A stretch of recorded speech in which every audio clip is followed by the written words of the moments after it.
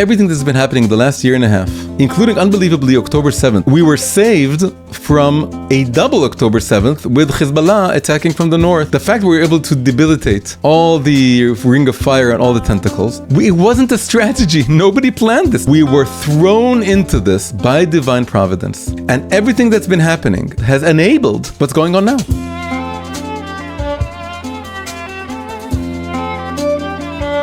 These are momentous times, historical moment. Much is afoot, much is going on. We're definitely feeling the weight of the war here in Israel. I'm sure you all know. We've been through a rough 2 nights. There are casualties. There's a lot of property damage, which is hard to look at. We've never been struck by missiles that are so powerful. We're adjusting, we're learning how to cope. We haven't really taken it in, that this is the kind of war that we are now in. No schools, no events, no work, a bit like COVID, except you have sirens and shelters. And it's different even from being targeted from Gaza or from Hezbollah in Lebanon, because we're talking a whole different level of missiles and impact. So this is where we're at, but of course, this is not the full picture. The full picture is that this is the culmination and the climax of maybe the whole story of the Jewish people coming back to the land of Israel, the whole so-called Israeli-Palestinian conflict, which is really the conflict of the Jewish people with the whole Muslim world surrounding us, at least the parts of the Muslim world that harbor the hopes of conquering the entire world and see themselves as engaged in a war against the West and sees us as an arm of the West.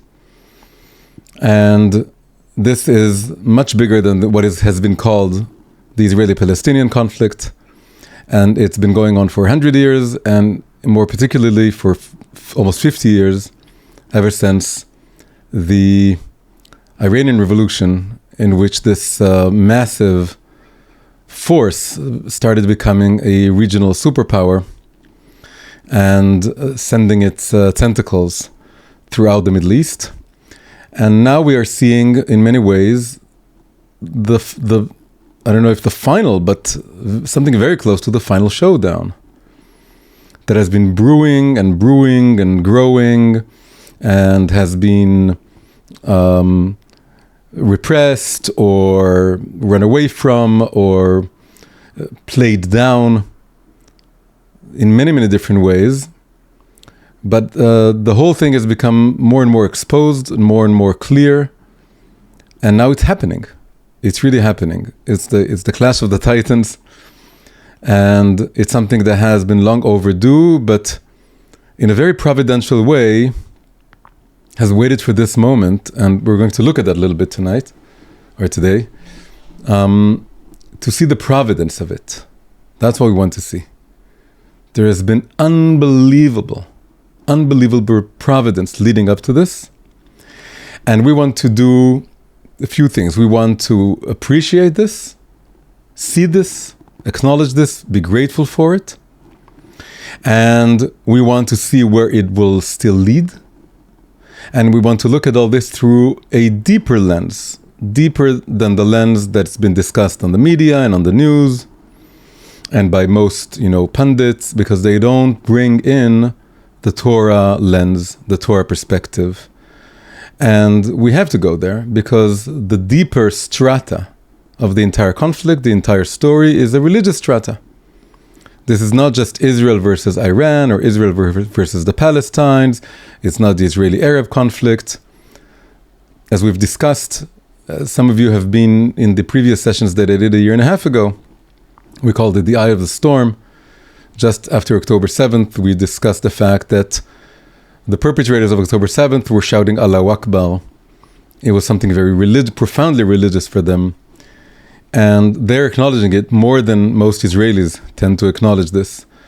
We use the word Israel and Israeli identity and the state of Israel in many ways to cover up our own profound religious identity or calling or mission, which is the fact that this is not just a so-called Israeli thing. Even the word Israel itself has originally very, very profoundly religious implications or spiritual, divine implications. And what's going on is something that has to do with Judaism versus Islam. It has to do with very, very deep sort of subterranean forces that are coming to the surface.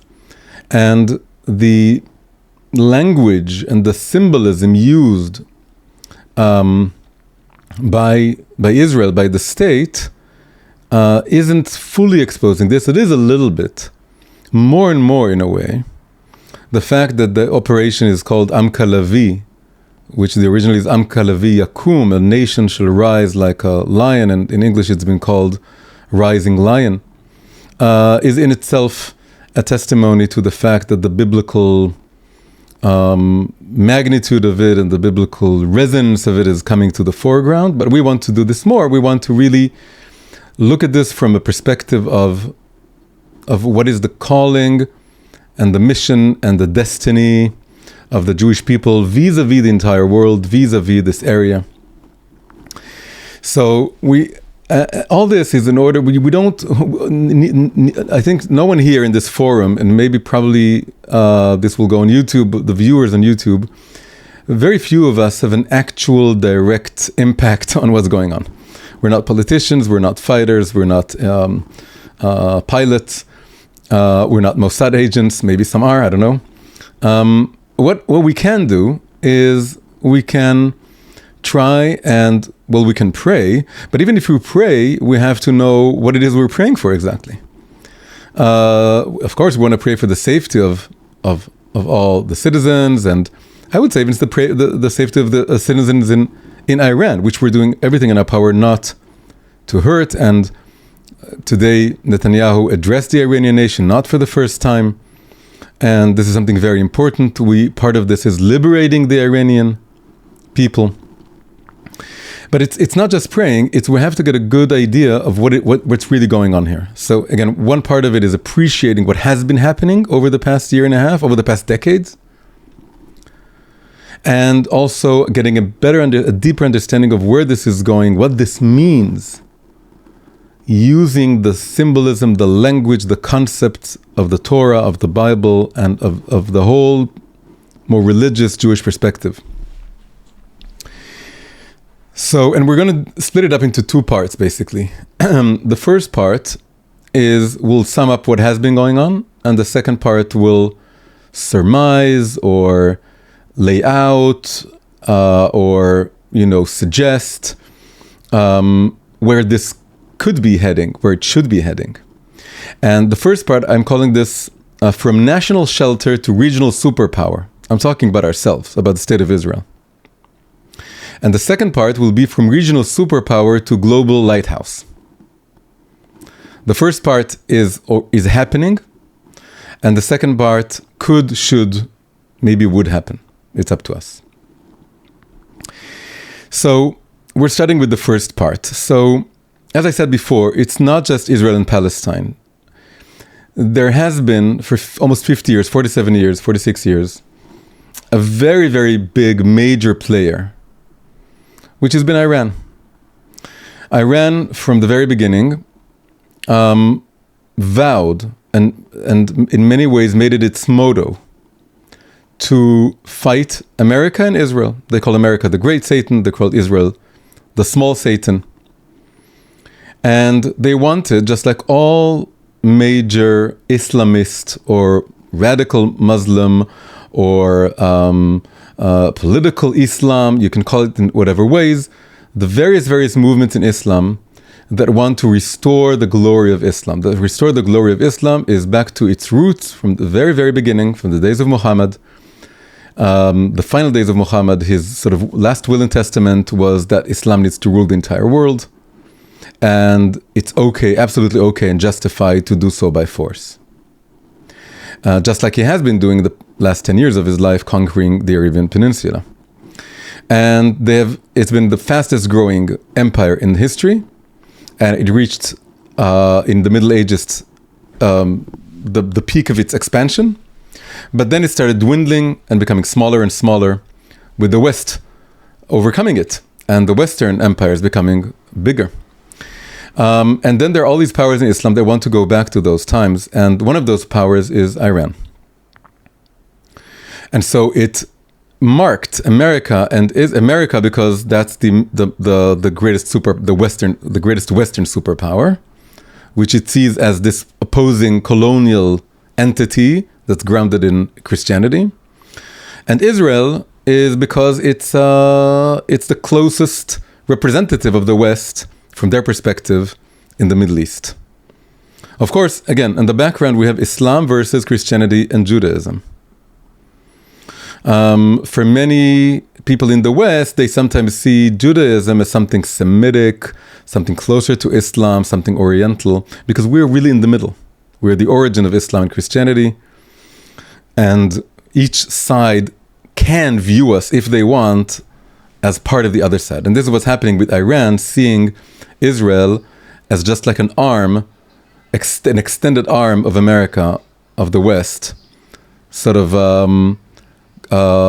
driving itself into the Middle East, into the Arab Muslim Middle East. But it's not just about cleaning or curing, as they call it, the Middle East from the Zionist, the Jewish cancer, whatever. It's about the beginning of the expansion of Islam. That's what they dream and hope, to cover the big Satan, to cover America, to cover all the world. Now, the fact that they're using those terminology of the big Satan, the small Satan, it's a very well-known sort of rule, that whatever you accuse someone of being, it reflects something about yourself. It reflects the way they've been operating. They've been the big Satan, what they call the America the big Satan. They've been the big Satan, in the sense that they're very big and very strong. And they created proxies, a lot of small Satans, a lot of small arms. And that's why it's been likened to the octopus, to an octopus with arms. The octopus itself, the head of the octopus, that's Iran. And it sent out all these tentacles. And most of them have been around Israel. They built what is called the ring of fire around Israel. And that has been the Hezbollah in Lebanon. That has been Hamas in Gaza and also in the West Bank. It has been the Houthis in Yemen. And it has been a bunch of Shiite militias in Iraq and in Syria. And they've been working with Assad. And they've used Syria in order to transport weapons to Lebanon to help with Hezbollah, and they sent, and through Egypt, because they had some pockets there also, they were able to send their weapons to Gaza. And of course, they had a direction to Yemen. And they built this network. And the network was a political and military one, and it also went along with the strategy of building networks of tunnels, both in Gaza and in Lebanon, gradually drawing nearer and nearer to the borders of Israel. They also have the same tactic in Yemen. In Yemen, that's part of why it's difficult to totally defeat the Houthis, is they're also underground. And also their nuclear weapons are underground. So they built all this, and this is they're very similar to the language they're using themselves. But the big Satan, the small Satan, it's what they've been doing. They've been this central nervous system, and they sent out all these arms, and they surrounded us. And we have been fighting this on a very piecemeal, local, gradual way. We will talk about this. We've been in a survival mode up until a year and a half ago. And this has come crashing down on us and led us into a new strategy that it turns out that was the way to do it. We should have done it proactively before, but that's how it happened, which is very interesting to look at. Now, thinking about Iran is Persia, great Persian empire, long history. It's not Arabs. It's their own language. It's their own culture. They had an empire, a very civilized empire that have a long, rich history. And when we think about Persia from a Jewish perspective, we go back to the Bible. We have a whole history with Persia. And it's very interesting to see this echoing now. The first king of one of the lineages of Persia was Cyrus, Koresh. He conquered Babylon and he released the Jews from the Babylonian exile. He was a good king. He gave us the Cyrus Declaration. He enabled, he allowed, he permitted, he financed all the Jews to come back from the Babylonian exile back to Israel and basically enabled them to build the second temple. This was a good Persian king, an ally, a famous figure in Jewish history, and considered like one of the most famous benefactors of the Jewish people, who were a non-Jewish king who worked in our favor. He was the opposite of the Babylonians who destroyed the first temple and began the Babylonian exile. He ended the Babylonian exile. But it wasn't meant to last. And many Jews remained in Persia, as they tend to do. Happened in Egypt, happened in Persia, Babylon, happened in today, when a lot of people are still, a lot of Jews are all over the world, they're not coming here. It's always like this. Some people come, some people don't. And then he was replaced by other kings. And one of these kings was Ahasuerus, right? Or King Xerxes, in a more historical name, or the Greek name that was used by historians. And that's, of course, we get to the story of Esther, the scroll of Esther, the biblical story of Esther. We have a lot of Jews are living in the Persian Empire, and there's this king, and he appears at first to be in favor of the Jews, but then he appoints this advisor, Haman, who's an Amalekite.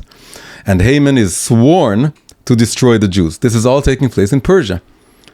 Persia, in history, began as a favorable kingdom, at least in the times of Cyrus. But then there was another king, and he was more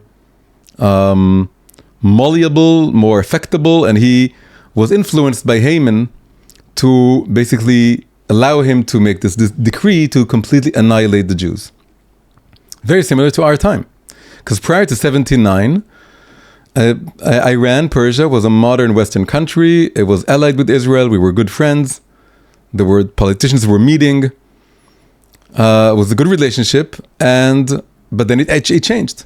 And this kind of Haman-like force, profoundly anti-Semitic, sworn to destroy Israel. They carved it wherever they went. It was death to America, death to Israel. Every child in every school would chant this every morning. People can testify to this. Every day they start with death to America and death to Israel. So this is like Haman. Now, the amazing story, the connection to Esther that I want to make now, is that Esther is famously the only book in the Bible that doesn't have any mention of God. God is not mentioned. It's a miracle. We celebrate the miracle. But it's a different kind of miracle. It's not a miracle like the splitting of the Red Sea. It's not a miracle like the in Hanukkah, the cruse of oil that miraculously provides oil for 8 days instead of 1. The whole story is about something like synchronicity, like a confluence of different events that are unmiraculous. Each one makes sense, but they gradually lead to something miraculous by what we call divine providence, or hashgacha pratit. Hashgacha pratit literally means particular or detailed supervision. The word divine providence is not an exact translation. It's the details are being supervised. We don't see it from below. Below we see one detail, another detail. King Ahasuerus gets rid of the queen, and then Esther comes in, and then Mordechai saves the king from an assassination plot, and then there's the decree, and then Esther hears about it, and then there's a banquet, then the king can't sleep. But all these details, there's a confluence, there's a synchronicity, it's all supervised, it's all guided, and gradually the miracle emerges. So God's name doesn't appear because there's no direct intervention from above to below.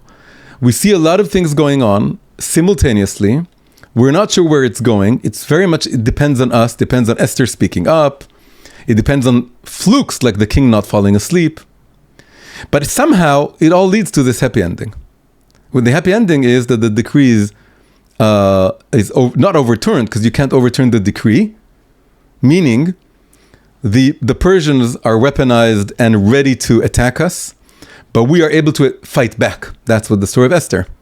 It's not this miracle that they were all of a sudden disarmed, and all of a sudden they became peaceful, or all of a sudden God beat them. Is that in a political way, the king gave us permission to fight back. Very, very mundane, very this worldly. It's a story of the exile. It's not a story of the first temple, where there's prophecy everywhere, there's prophets, there's the chestplate of the grand priest with answers coming from God directly. No, the first temple prophecy, it's all gone. And now it's all coming in this very mundane, political way, but there's still a miracle there. And we say the Hallel and we say blessing. And it all ends with Haman being hung on his own gallows. The gallows that he built for Mordechai, which was symbolic of him wanting to destroy the entire Jewish people.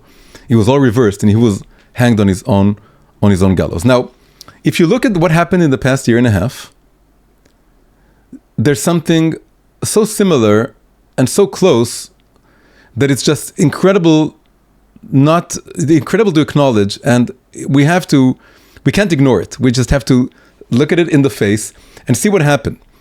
What happened was that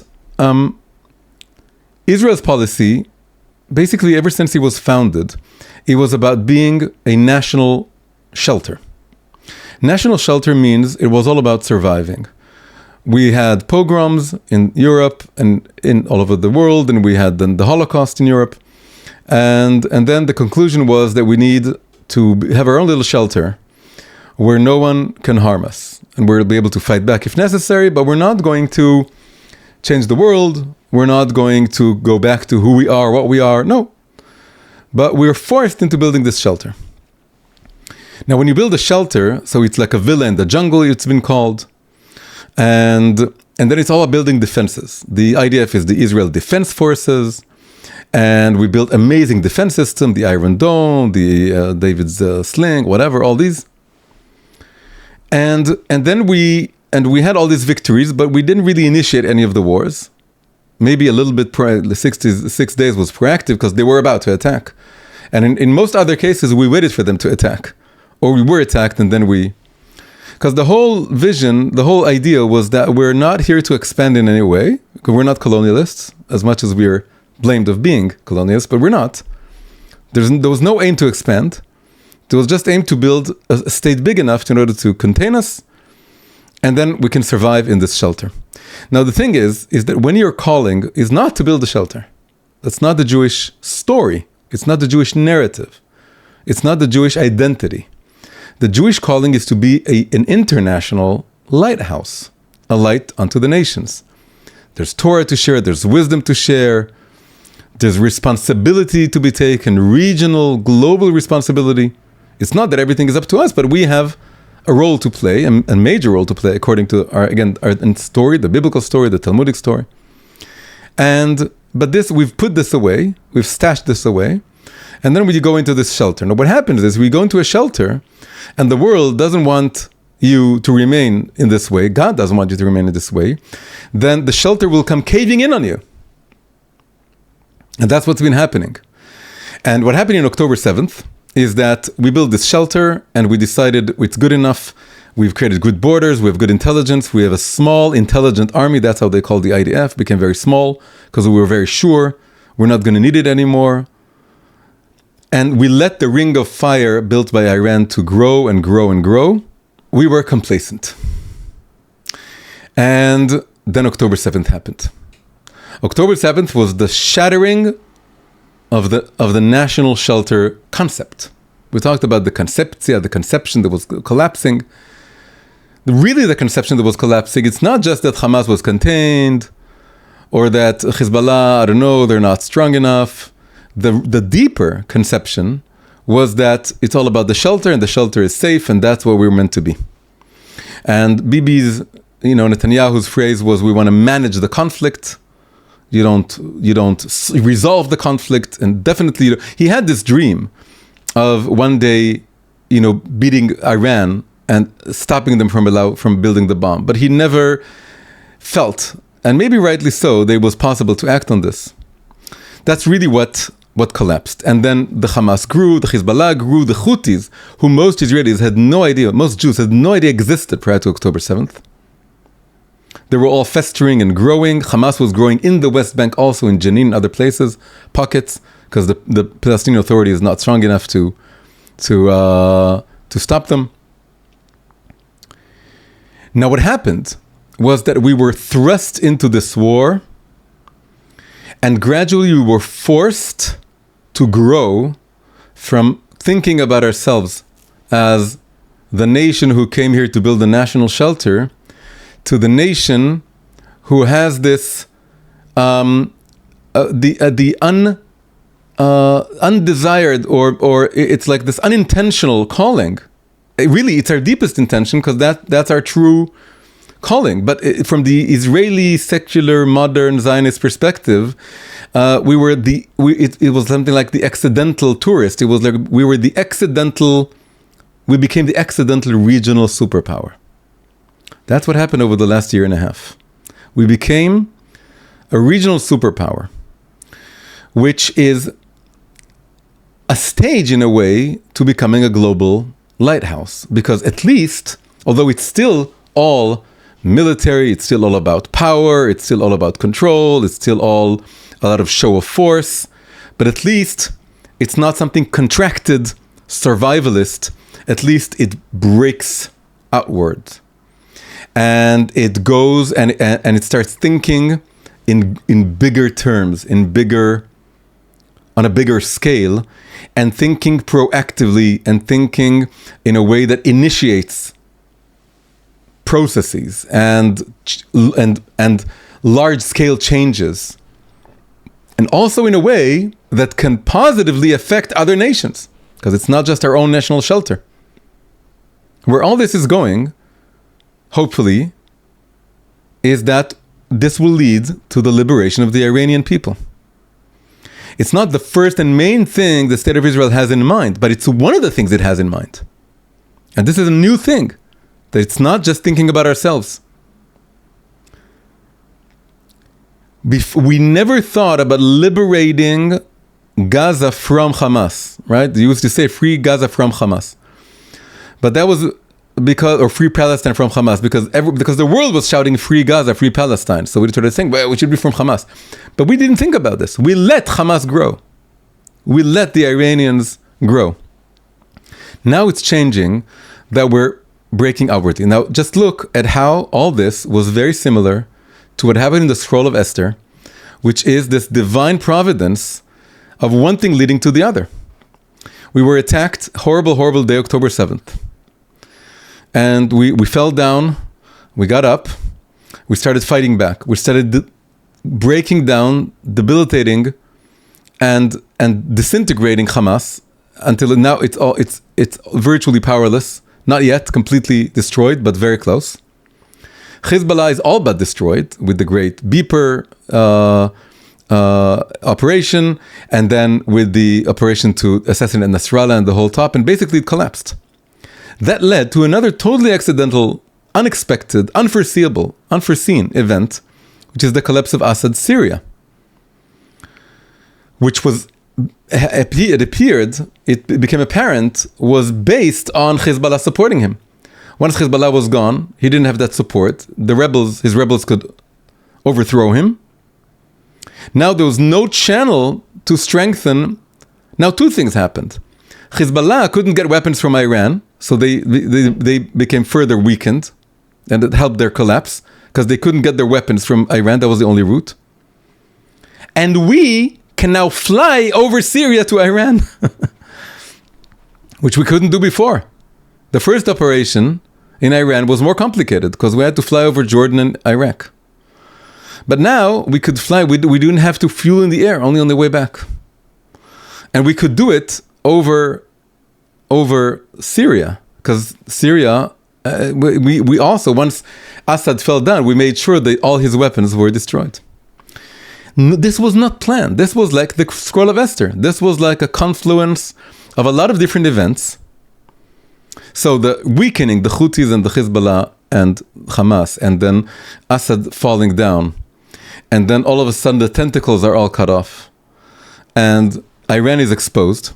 At the same time, Iran is choosing to amplify and speed up the production of nuclear weapons. And then we realize they're weeks away from building nuclear weapons. Weeks away. And also started working on mass production of long-range, heavy warheads, ballistic missiles, which they're now using, but they only have like 2,000 of them, and they were going to have tens of thousands of them. And see all this, then the opportunity was seized, and now it was possible. And the ultimate result is that hopefully, not too long from now, hopefully, I don't know, I'm not a prophet, but hopefully, where this could lead and may lead, and Be'ezrat Hashem will lead, is that the whole regime, the whole Ayatollah regime, will collapse, and Haman will be hung from his own gallows. Now, we are the accidental regional superpower. But this is a good thing. And again, it's not that this is only the halfway stage. This is the reversal of the national shelter. The national shelter is that we're thinking only in military terms, but only in terms of defense and survival and building our little nest and making sure no one invades, and that totally collapsed on October 7th. And then we realized that without an expansion, without a buffer zones, just going back to the buffer zone mentality is already beginning to expand our consciousness. Now, the goal is not to be like Iran, but a Jewish Iran or a Jewish superpower in that sense. But it means taking more responsibility for the whole region. Realizing we can affect the whole region, and we can positively affect the whole region, and we can liberate the Iranians liberate the whole world from this hornet's nest, which is Iran. From this very, very, comic book wicked villain, which is chanting death to, and the Houthis, also the Houthis, it's all hatred and death and destruction. And it's not as if they're speaking in the name of peace, like Islam is a religion of peace. They're not even saying that. They're saying we want death and we want destruction for others, for Islam to rule. This is like a comic book villain. It's not hard to see who's the villain here. So the whole story here is just this amazing divine providence, or detailed divine supervision, hashgacha pratit, seeing that everything that's been happening the last year and a half, including unbelievably October 7th, as horrible as it's been, we were saved from a double October 7th with Hezbollah attacking from the north and Iran shooting those missiles at us. It was supposed to happen all at once. And that may well have been the end of us. The fact that they somehow worked alone, Hamas, on that day, I don't know why. Nobody knows exactly why, but that's what they decided to do. Maybe they were hoping to force Iran to joining very soon. Hezbollah did join immediately, but their tunnels were completed. The fact that they did it when they did it, the fact we were able to debilitate all the ring of fire and all the tentacles, and now get to the head of the octopus. It wasn't a strategy. Nobody planned this. Nobody dreamt this. But we were thrown into this by divine providence, stage after stage. And everything that's been happening, including the collapse of Assad, has enabled what's going on now. And now they don't have their nuclear capabilities. That's gone. Now we need to make sure they don't have the other capabilities, which is all these missiles. And the next is to really give power to the Iranian people, support them, cheer them, help them in any way to overthrow their own government.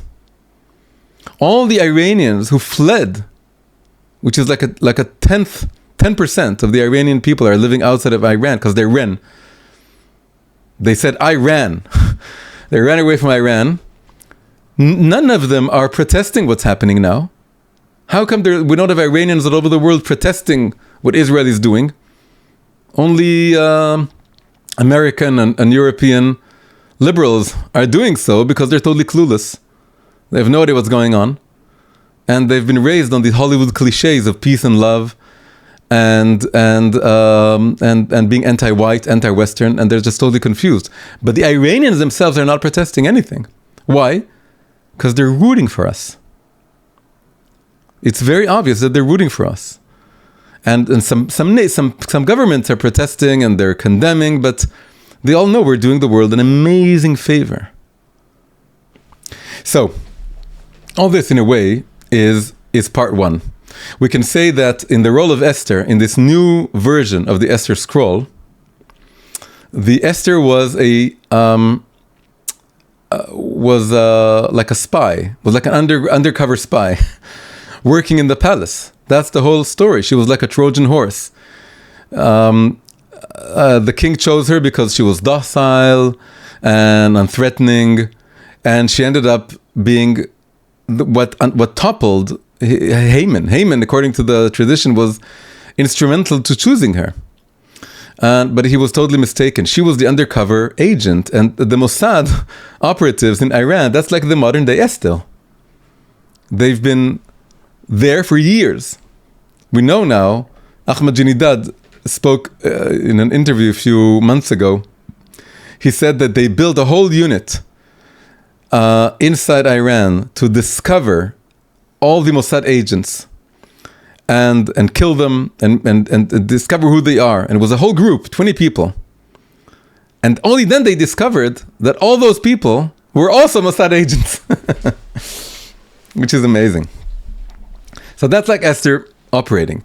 But the fact, again, it wasn't a miracle in the sense that God intervened in a supernatural way. It wasn't even us planning to do so. Esther, in the scroll of Esther, didn't plan to be a protagonist, a heroine, a hero. Mordechai told her, if you remain silent, God will find a way to save us, but don't think you'll be saved.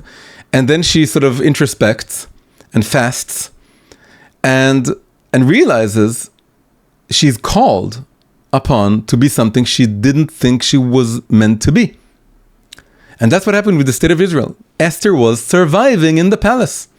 She didn't say who she was. She downplayed her Jewish identity.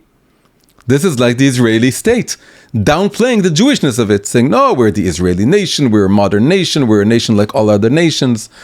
This is Esther hiding, not revealing her own identity, even to herself in a way. The whole the main educational system here, I grew up in this, is all about downplaying the Jewishness of the Jewish people.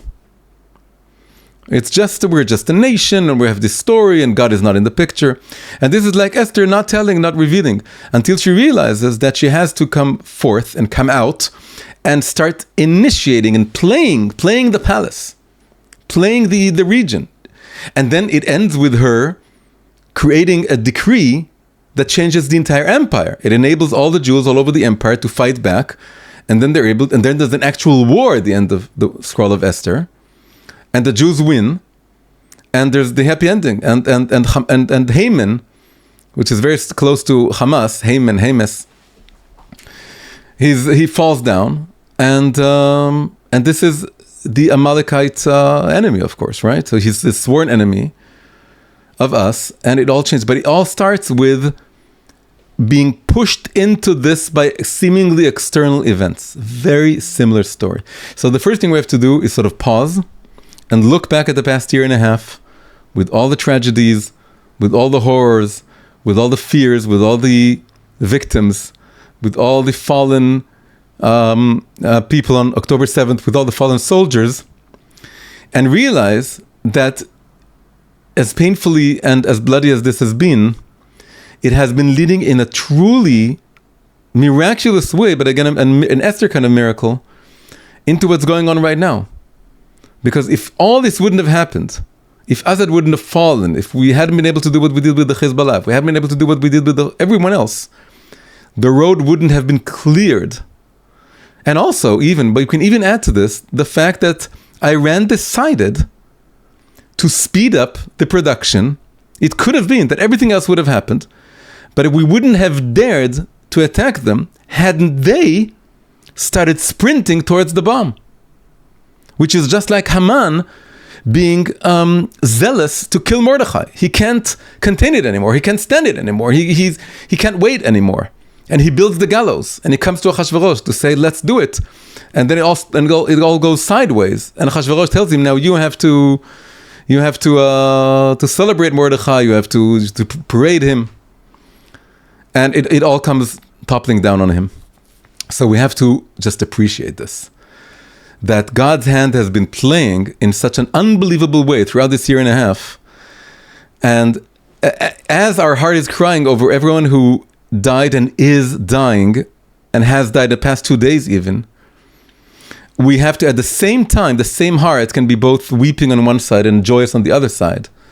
That's a famous phrase from the Zohar describing the heart, the balanced heart. It cries and laughs at the same time. It weeps and is joyous at the same time. We can be absolutely, should be joyous and incredulous and grateful and thankful for this divine providence. Hi everyone, I want to pause for a moment and give a big shout out to all my amazing supporters who make these classes possible. You guys are the best. If you want to receive more original content like this, please consider making a recurring or one-time donation. Thank you very much, and on with the episode. Okay, so all this was just in a way the first half of what I wanted to say, which I called this from national shelter to regional superpower in a way that was unintentional, unexpected, but the way it works is that, there's a famous, you probably heard it from me, say this from me before. We are told that the female deer, this is a midrash, says that the female deer has a very narrow womb, and it's very hard for her to give birth. And ha'ayala richmat tzar, the female deer, from all the animals, she has the hardest time giving birth. And what does God do? God sends a serpent, a snake. A snake comes, bites her. The biting, the venom, causes the muscles to relax, and then she can give birth. What appears to be this enemy, or this external negative force that is going to kill her, enables her to give birth to her next generation, to her future self. The female deer is a classic image of the Jewish people. We are the female deer. And we find it very hard to give birth to our own highest, fullest identity, potential, destiny. And that's how it is. It's hard for us. We're tied up. And then God sends it's even the word it says, there are several words in Hebrew and Aramaic for serpent. The word used there is drakon, dragon.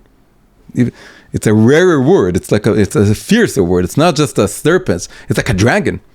This is like Iran, like the octopus. It's like the hydra, like a dragon with a lot of heads. So God sends this serpent or dragon, which is everything that's been going on, and it bites us, and it's very painful. But that causes us from the outside, because for some reason it's hard for us to do it voluntarily, out of our own volition. Maybe we're afraid of our own destiny, of our own greatness, of our own calling. Could be. Because we're meek, we're humble, we don't want to presume to be so important, which is a good thing. That's part of the story of the female deer. But the dragon comes and bites us, and then we're able to give birth to ourselves. That's what happened now, and it's not yet the full birth. Now we're getting to the second stage.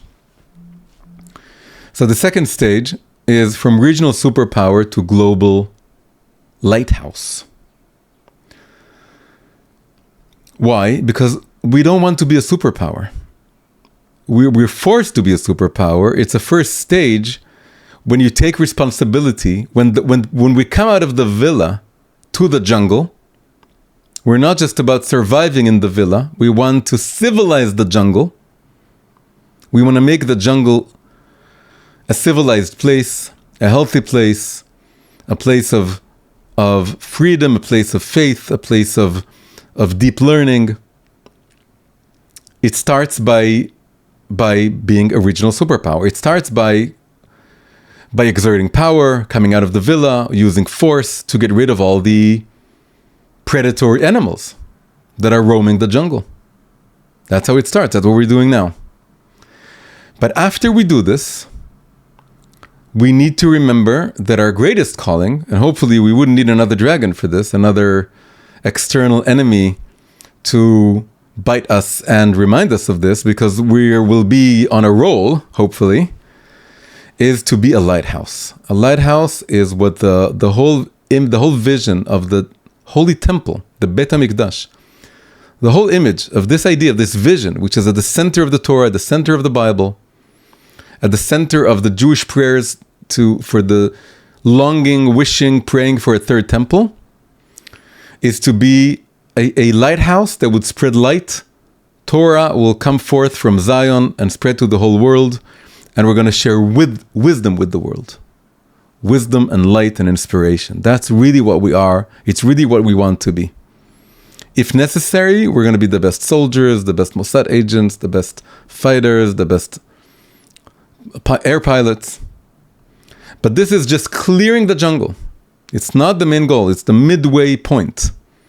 The next point is that we want to get to the stage of sharing the wisdom and sharing the light. In a way, this has also been prefigured or played out in the past in biblical times in the transition from David to Solomon, from David HaMelech to Shlomo HaMelech, King Shlomo Solomon. David was a fighter. He was the greatest warrior. It started out by beating Goliath. That was just a very personal battle that was emblematic of his whole future history.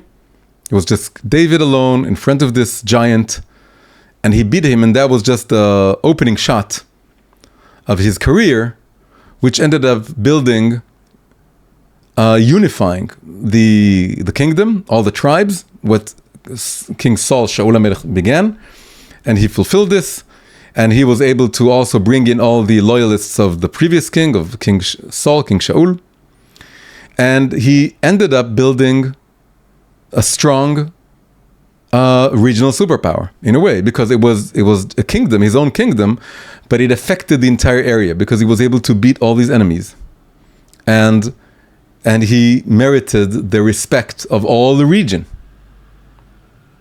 But that was just one stage. He wanted to build the temple, the first temple ever. We just had the tabernacle. He wanted to build the first temple. According to tradition, he even dug the foundations. And he prepared all the materials. This is not a tradition, this is explicit in the text, that he prepared all the materials. But then, on his deathbed, speaking to his son, Solomon, he told him, this is 1 Chronicles 22:8, he told him, "But the word of God came to me saying, Thou hast shed blood abundantly." You shed a lot of blood. It was good, it had to happen. We had Amalekites, we had the Philistines. And he was a warrior, he's a great warrior, and he did it while praying and while constantly remembering that it's not his own might of, force, his own force, his own might of hand. But still he shed blood abundantly. Dam larov shafachta. And has made great wars. Thou shalt not build a house to my name. Because, it's repeated, thou hast shed much blood upon the earth in my sight. Damim rabim shafachta arta lefanai. And he realizes it's not meant to be. And then he basically is telling Solomon, it's your turn. Solomon, his name is Shlomo. Shlomo means peace and also wholeness. Shlomo inherited the regional superpower and was able to transform it into a global lighthouse. From all the nations, he built the temple. And when he built the temple and instituted the temple, he declared, this is open to all the nations. And anyone in the world, from a faraway land, can come here and serve God using this kind of spiritual center and learn from the wisdom of Judaism, the Torah. He himself learned all the wisdoms of the world, and he shared the wisdom of the Torah with all the nations. Even the whole story with the 1,000 wives was part of the whole political vision of creating bonds and relationships and treaties with other nations. It was very obviously political. It wasn't ideal, it wasn't perfect, but it was the closest thing. It was the high time of the Jewish kingdom. It was never better than it was in the time of Solomon. It was peace throughout his reign, and there was wholeness or completion to it, But it was all coming, it was all based on the wars of David. It wouldn't have happened without David before. Now, I'm bringing all this up because we are now, in many ways, doing what David did. What the state of Israel is doing now, again, maybe not in a way David knew what he was doing. We were sort of, again, thrown into this situation, but we ended up doing what he's doing, which is David is fighting Goliath, and David is changing the landscape, changing the Middle East, changing the map. But we need to remember, and this will not be said by the politicians, but anyone who's connected to Jewish tradition and identity needs to say this. David paves the way to Solomon. And Solomon can't happen without David, and the whole purpose of David is to produce Solomon. The whole purpose of being original power is not because we want to be original superpower. It's not our thing. It's something that we have to be because no one else is doing it. And we are the people we are the villa in the jungle who can come out and do this. And we're going to save the jungle, not just ourselves. We're going to save the jungle itself, meaning all the people, all the Middle East, all the world. We're going to save them from these villains. And it started, we're creating all these peace treaties, the Abraham Accords with the nations who are different from Iran, who are more sober, more enlightened. And it's going to grow more and more. And again, as I said, I really think and hope and pray, we should all pray, that this will bring down the whole Ayatollah regime and liberate the Iranian people, and we'll be able to go to Iran, and Iranians will be able to come here, and the whole Middle East will become one big villa instead of one big jungle with a few villas in it, or with one villa in it. So,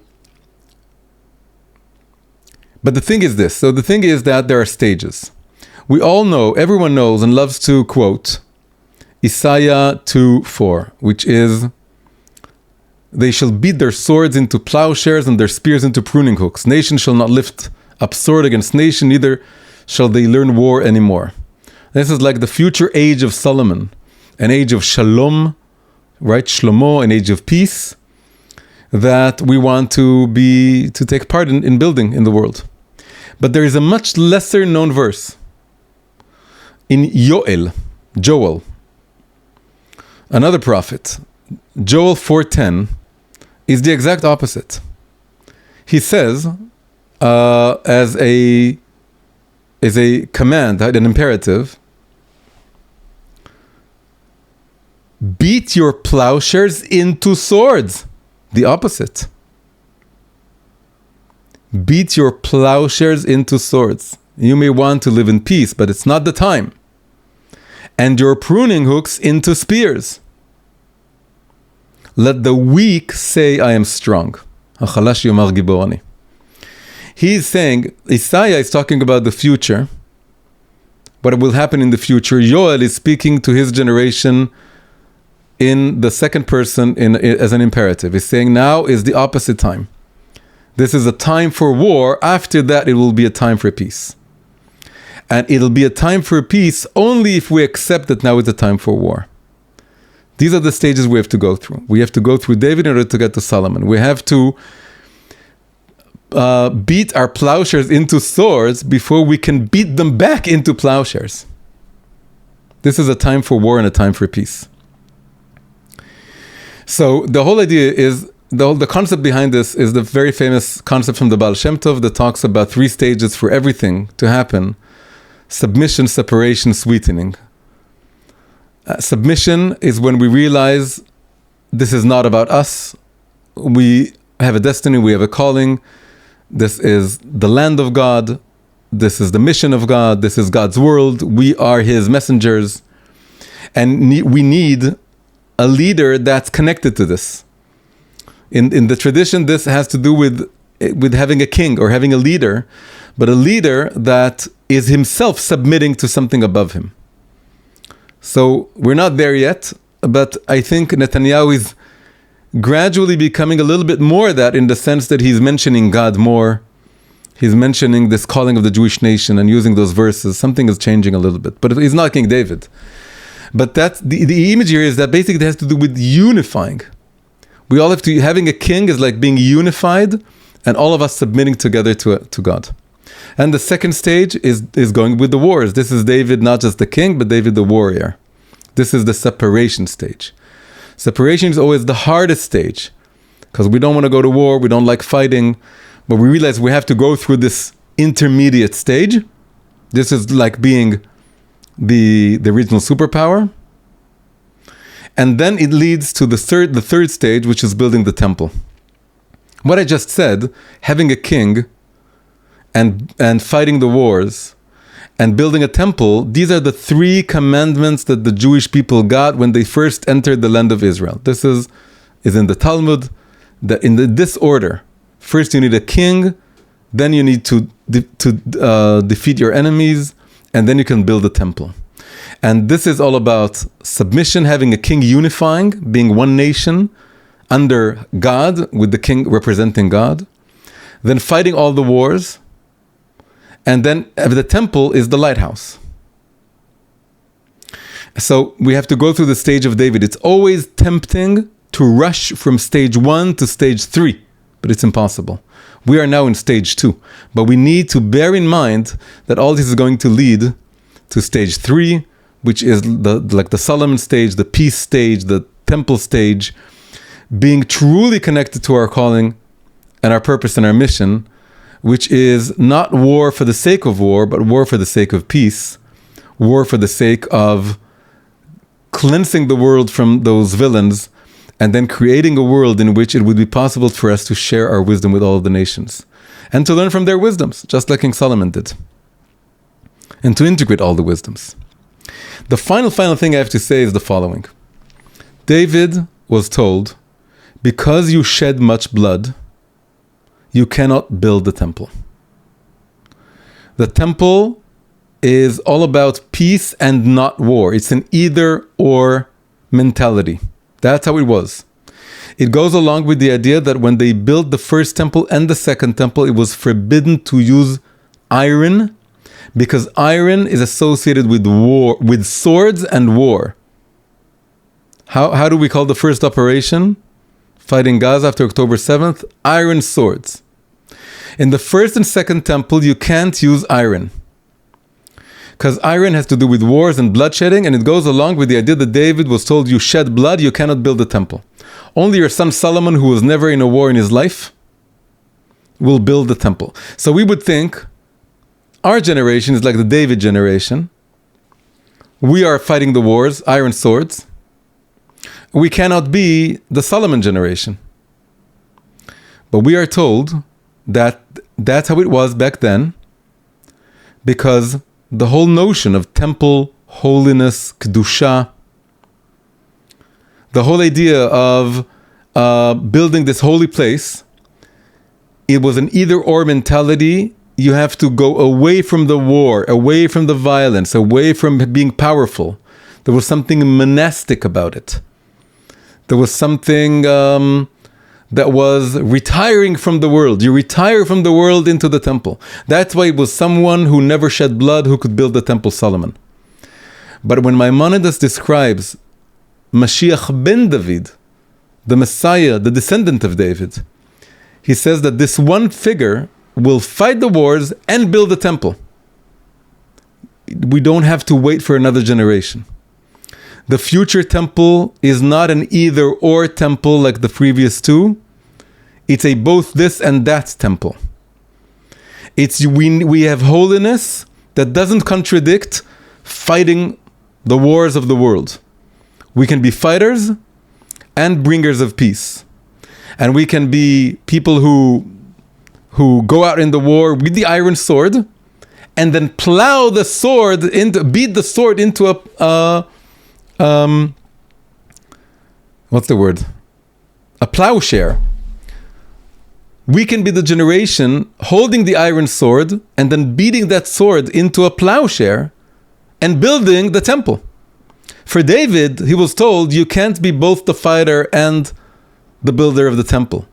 You can't be the warrior and the builder of the lighthouse. But the future descendant of David is all about integration and wholeness and holism, and seeing God both in spirituality and in physicality, and in peace and love, and also in fighting wars when necessary. So because Mashiach ben David, the future ideal Mashiach, will simultaneously, or in his own generation, in his own life, fight the future wars and build a temple, that means he will be both David and Solomon rolled into one. So we can be, in our generation, both the creators of the regional superpower, the warriors, the fighters, and the builders of the global lighthouse.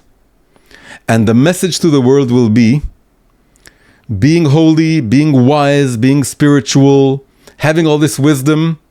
It doesn't contradict fighting when necessary, rising up, vanquishing the enemy. And yes, our hands are bloody because we didn't run away from our mission. But then we're going to wash the blood and we're going to build a peaceful world. And we don't need to wait a generation. We don't need it to be two different people. David and Solomon can be rolled into one, can be this one figure, which is our generation.